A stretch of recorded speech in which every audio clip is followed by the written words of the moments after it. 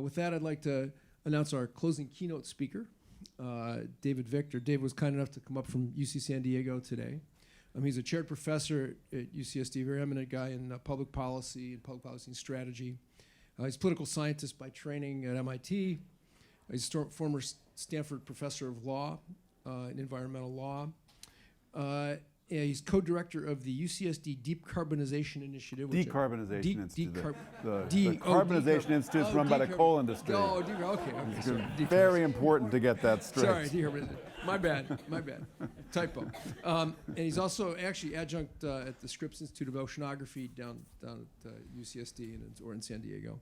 So with that, please welcome David. Well, thank you. It's great to be back here. I was on the visiting committee for the Bren School a while ago and just very, very impressed by what's been happening on campus, and I learned a huge amount today. Maddow called up a little while ago and said, would you come give this talk? And when Maddow always works on interesting things, so I said, sure, absolutely.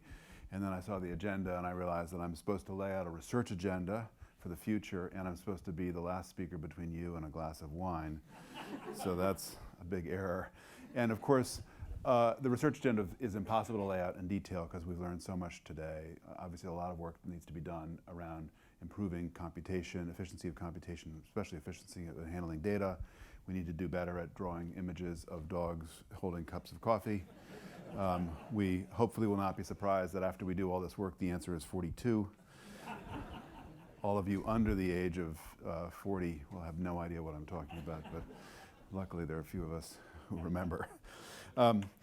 We live in California, and so what Maddow asked me to do was to talk about how should we think about doing research at the intersection between social science and engineering, the technical fields, that is using the reality that we live in this laboratory that's running all these experiments, in effect. And so that's what I want to talk about today. I'm going to say, there's a lot you can say. I'm going to say 5 things. We live in inflationary times, so it might become 6, we'll see. I'll show this slide again at the end, but what I want to do is say 5 things that we can study living here in California that go from the very micro individual human level to the very macro, ultimately global level. So, number 1, what can we do at the very micro level? There is a great contest underway when we think about the energy transition. The energy transition is this idea that we're going to transition to new energy sources. It kind of sounds friendly. Everyone's hugging each other, and so on. In fact, it's going to be a whole bunch of technological revolutions. There's going to be financial bloodshed, winners, losers. It'll be Game of Thrones, energy style. And one of the great questions, I think, at the individual level is, how much of this is going to happen because we develop better systems of automation, and how much of it will happen because humans will change behavior? And the place to look at that is electrification of vehicles. So these are marginal emissions from charging your car on the California grid. They are very low in the middle of the day because California grid is becoming more dominated by solar. At night, it's natural gas at the margin. Right now, almost all charging happens at night, partly because there's a tariff preferential for that, mainly because it's convenient. And the early adopters of the technology are generally wealthier people who generally own their homes and value their time very highly, and therefore they value convenience very highly. So, will humans change their charging behavior to the middle of the day? And that's a great social science question. We are actually running those experiments right now. We have created a club. There are about 600 members of our club on UC San Diego campus. If you want to do something similar here, we'd be happy to work with you here. And the other UC systems are now developing this as well. Because we need to understand what will get people to stop charging at home. Maybe cutting them off for a little while will convince them to do that. Stop charging at home and charge instead at the middle of campus. And that's partly an infrastructure question. It's partly how we run the infrastructure. We've learned how to run our infrastructure so that once your vehicle's connected to our charging system, we can optimize it to minimize CO2 emissions. We're really good at that. But you have to connect your vehicle to the charging system in the first place. So it's a great question of human behavior. It's a question that we've been through now because we're actually running experiments on humans. We've been through human subjects review, which mostly looks at drug trials. If people first thought we were going to connect the humans to the grid, we said, no, just the cars. So now we've got permission, and we're doing randomized control trials literally this week as we're running a series of trials with these. So that's number 1. Number 2, what's the relationship between technology and politics? Maddow talked about how the physical effects of climate change can affect politics. I want to talk about how technology and technological change might affect politics. Whenever you look at major technological change in history, you almost always see an S-shaped curve, where you start off with small market share, early adopters. These are generally rich people who are tolerant of failure. Sometimes their spouses don't like it when they accidentally burn the house down, but they're working with a new technology, and the technology is expensive, and it improves, and then as it improves, it gains market share and takes off. So we see this all the time in history. We also see lots of feedback loops between the technological change and the politics. And so there's a theory of politics that's working here, where as new entrants come into markets, they gain market share, they gain revenues, that creates political power, and that then changes the politics. And that is the key thing for us to understand, because it is the key to making the revolutions needed here to making them politically much more sustainable. So we need to study that interaction between technology and politics. We need to do that in teams between social scientists and engineers, because there are often variations in the technologies, and that variation for us in the social sciences is fantastic news. It creates more complex policy, but it means that politics will vary according to the technical characteristics. A tremendous opportunity. And also we have to be careful about blind spots. There is a tendency when people study climate change to focus on coverage of climate change. I'll pick on the media for a moment, in the elite newspapers. You pick up the New York Times, you look at the New York Times, fantastic. There's another cover story about climate change in some place you never heard of. You have to go to the Atlas, figure out where that place is, and then you read about it. This is a paper from a paper that's going into press, actually, or not press, to review tomorrow. So if they're reporting press here, this is off the record, because one does not talk on the record about things that have not been through peer review, where we looked at coverage of climate change in the elite newspapers, elite news outlets, and then coverage of climate change from a database called Media Cloud, which covers 25,000 news outlets, mainly in the heartland of America, mainly state and local, and definitely not the elite sources. Over time, these two lines used to be very close together. And what's happened over time is they're highly variable lines, but they've started to diverge. And so there's a really big risk when we think about the politics of climate change of focusing a lot on what the elite news sources are saying and not really paying attention to what normal humans, or tend not to read the New York Times on a daily basis, what those normal humans are thinking. I had the pleasure of being involved in this study that just came out from the American Academy of Arts and Sciences about 10 days ago. That was an ideologically diverse commission of folks laying out how could we put together and hold together a climate policy that's actually going to work over time. And it had, at the far right, a guy who runs a network of 4 million evangelical Christians that care about climate change. To the far left, one of the co-founders of the Sunrise Movement. The Sunrise Movement is the folks who were so upset about climate change policy that they occupied Nancy Pelosi's office and thought she was dragging her feet on climate change policy. When somebody occupies Nancy Pelosi's office, you know they're kind of a little further left, at least than I am. That's the second point, which is the interaction between technology and politics, because that's key to turning the climate and energy transition issue from something that's like a boutique topic to something that is durable politically. Number 3, how are we going to get organizations to change the status quo? It is an age-old question in the study of corporate behavior, of large political organizations, of other big organizations that tend not to turn on a dime, like universities. So here's a picture from the last IPCC report showing the emissions reductions needed, the blue and purple lines, emission reductions needed to stop climate change at about 2 degrees or 1.5 degrees above pre-industrial levels. That's falling off a cliff. We are not going to fall off the cliff. We're going to blow through. We actually this year blew through 1.5 degrees, or blowing through 1.5 degrees. We're going to blow through 2 degrees. I'll say a little bit about that at the very end. But making these big changes requires organizations to move from what they're really good at doing to things that are really uncomfortable. Those of you who study business organization know Clay Christensen's work about the innovator's dilemma, that companies double down on things they're good at doing and not good at optimizing, and that makes it hard for new ideas to come inside the organization. It's why so many new ideas don't come in from the organization. They come in from the outside, from startups, M&A activity, and things like that. Companies today are very good at announcing they're going to cut emissions to net zero. Everyone's talking about this.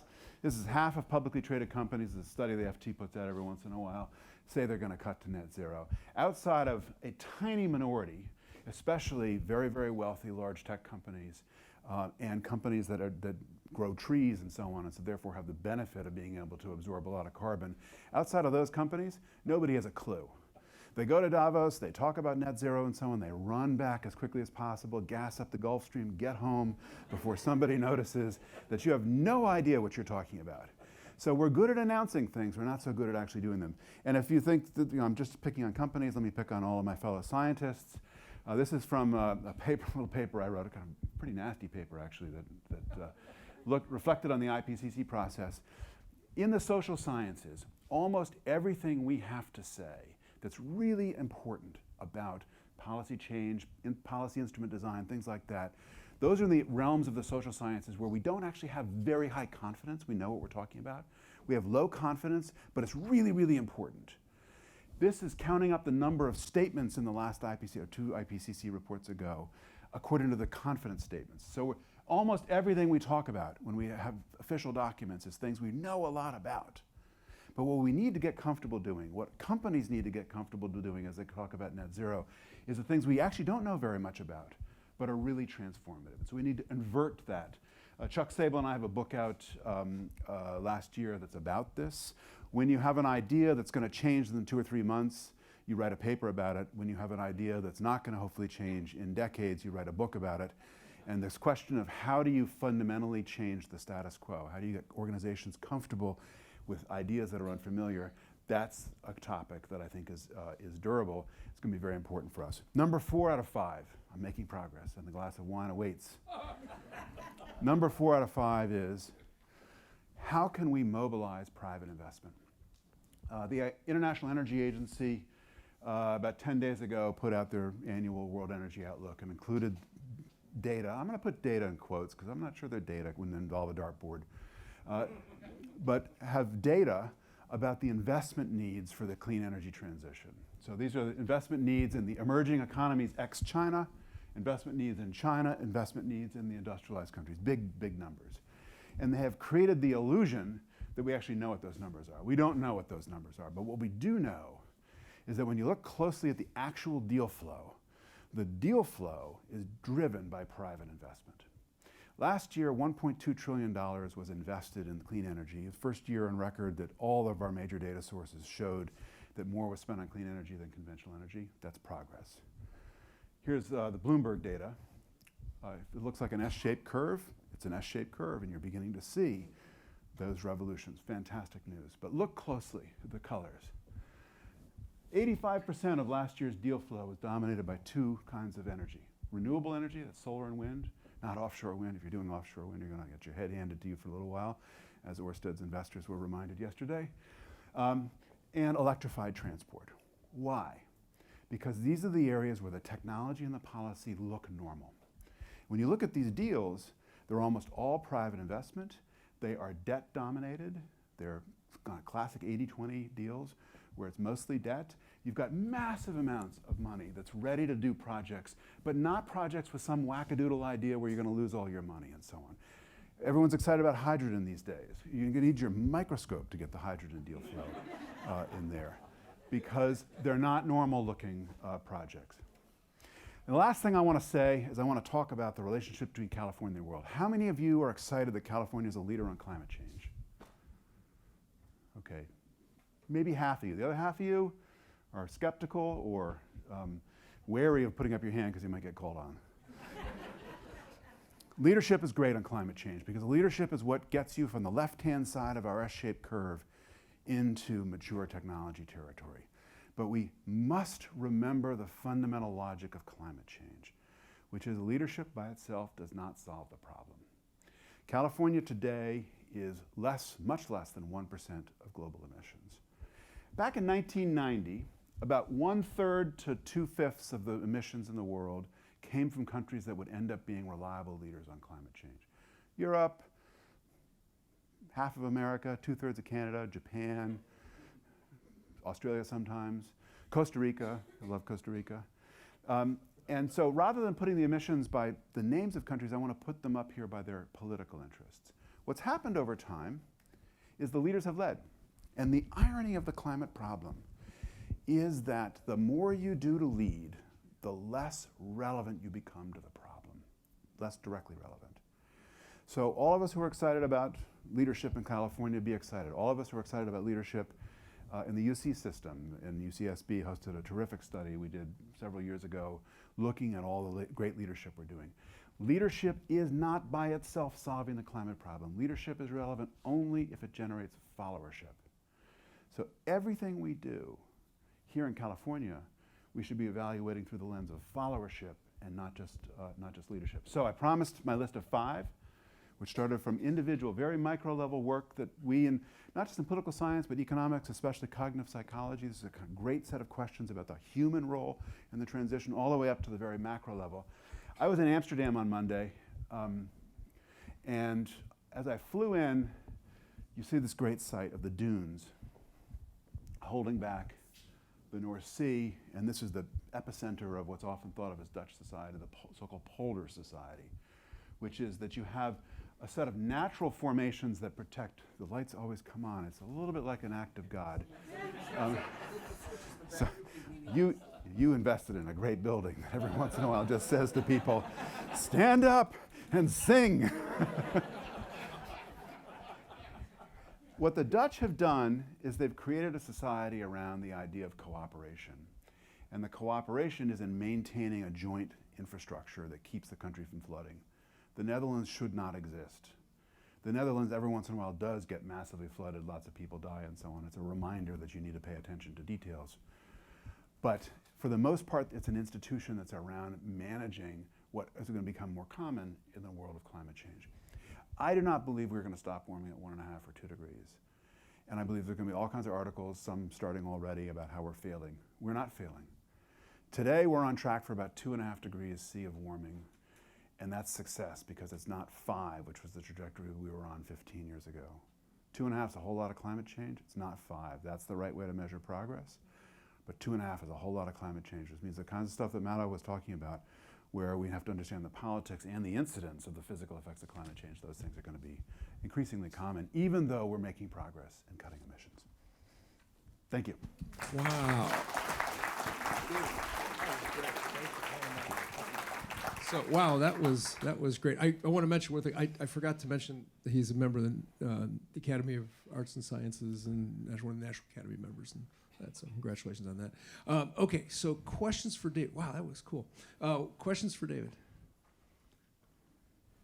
Yes, right here. Is there concern that as you educate the public on our own perceptions of reality, and I'm not disagreeing with them, that you veer into the area of political affiliation and what the implications of that might be for the university in the long term that is publicly funded? Yeah, I think the university has got to stick to its swim lane. Our swim lane fundamentally is doing research in the public interest. And when we start doing things like creating companies, we spin them out, and we're well rehearsed in that area. When we start doing applied work, we have to figure out when do we create a hybrid kind of model of the type that Madhav was talking about. I also think it means that we need new alliances, because I don't see how we're going to address the climate problem seriously if we think about this as just an expert problem. A whole lot of my colleagues especially in the climate sciences, believe that if we just have more chalkboards and we can show people that we're right and they're wrong, that they're going to change their political views. And we have run that experiment so many times, it is just a dismal failure. That's why I spent a big part of the last 3 years on this American Academy Commission report that I showed briefly, is because it's really all about, there's not a single new thing in that report. But what's new is the collection of ideas, the spectrum of 31 people from an ideologically, diversity of all types, including the most ideological diverse group of people I've ever worked with in my life, consensus report, and a vision for how to communicate that. And most of that communication is not done by my colleagues in the university. Okay, thanks. There was another question kind of right in front. No, I was just going to say, do you think technology can solve climate change? Should we be putting money into ways to not just reduce emissions, but think outside the box and fix climate change by technology, which is what you have technology. Yeah. So I think do it's you see that happening? Oh yeah. So I'm going to stay on the planet for now, because there are some of my colleagues who just want to colonize other planets, and so I say go for it. I'll be waiting here for you when you come back. I think I think that question has to be answered in three ways. One is, are there technological solutions that are of the silver bullet type where we just do them and nobody notices and then we solve the problem? That's a possibility. I assign a 2 or 3% probability to that, and it will happen over a very long time horizon. So that's, I'm going to dismiss that not to 0. 0 is a very small number, but very low probability. That's one. Second is, I think most of the solution to the problem is going to come of this type where there's interaction between technology and politics. This is political scientists call this a dynamic problem. When you look at the climate problem in a static way, it looks really expensive. You know what the costs are. You know which industries are going to be hurt today, and the benefits are mostly in the future and mostly in other countries. Not surprising, we haven't made a lot of progress in the problem. But when technology improves, then that problem, which is politically daunting, becomes a whole lot easier. And that's the lesson from the Montreal Protocol and the ozone layer. That's the lesson. Chuck Sable and I talk a lot about this in our book. A third of the book is history. It's going back and showing how we solve these problems. The third way to answer this question is, are there interventions that we could take that would actively fix the climate? So I'm now spending about 15 or 20% of my time on carbon removal, how to remove carbon. Some other people working on methane. Thermodynamics look easier on carbon dioxide. Removing it directly from the atmosphere and putting it underground, and how quickly could those technologies scale. Some people are working on geoengineering, where you do actually go in and play God, and I'm glad somebody's working on it, but probably that should be God. And so I think the core answer is the middle one. Okay. One last question. Chaz? David, what role would you ascribe to economic incentives in changing behavior? Specifically, right now, most governments are choosing to subsidize technology, which in the longer run may or may not be affordable, particularly given the macroeconomic climate we're in. Yeah. What about putting a price on carbon? So let me answer the question compactly, because I'm sensing a hook is headed in my direction. This is great. Just do what we got to do. Let me answer the question first in terms of fundamentals, then I'll come back to the issue of subsidy-only policies. On fundamentals, first, there was a huge enthusiasm for solving the problem like we solve other externality problems. Simply tax the externality, let the markets work, and so on. And this is just a global one, so create a global carbon tax, assume a can opener, the problem solved itself. And Danny Cullen-Ward and I wrote a book a couple years ago that laid out why that beautiful economic theory has not worked in practice. And part of the reason is it's not that politicians were asleep in the economics 101 or partying, is that they were awake during the lecture on externalities. They heard what the professor was saying about tax everything and have an economy-wide tax, and they were horrified because so much of politics is about adjusting the costs and benefits to keep them politically sustainable. And so the logic of using markets has really disconnected from the politics, and the politics has largely won, as it were. Doesn't mean the markets are irrelevant, but that has really been very important. Let me add one more footnote here, which is with new technologies, using economic incentives requires that people know what things cost. We've done, every member in our club, is there anybody here in the club? The Triton Charters Club? Okay, good, then I can talk about it without contaminating the data set. Everyone in the club does a survey before they join the club, and we ask them how much they know about the cost of charging, EV charging. And people, when you drive a gasoline car, you know to the cent what it costs. Like 60% of the sample doesn't have a clue. 15% has very strong ideas that are wrong. And so that raises some really big questions about where economic incentives work for when you're dealing with technologies where people don't understand cost. But let me just quickly say on the subsidy-only policy, we will have to change that to some kind of an externality tax or regulation, because full blower subsidy will not be politically sustainable, both because of the fiscal cost and because of the political blowback. And Senator Barrasso has sent the first shot in that, along with Joe Manchin himself 2 weeks ago, and that will come undone. Okay, thanks again, David. So those of you who still wanted to ask David questions, why don't you grab them at the reception.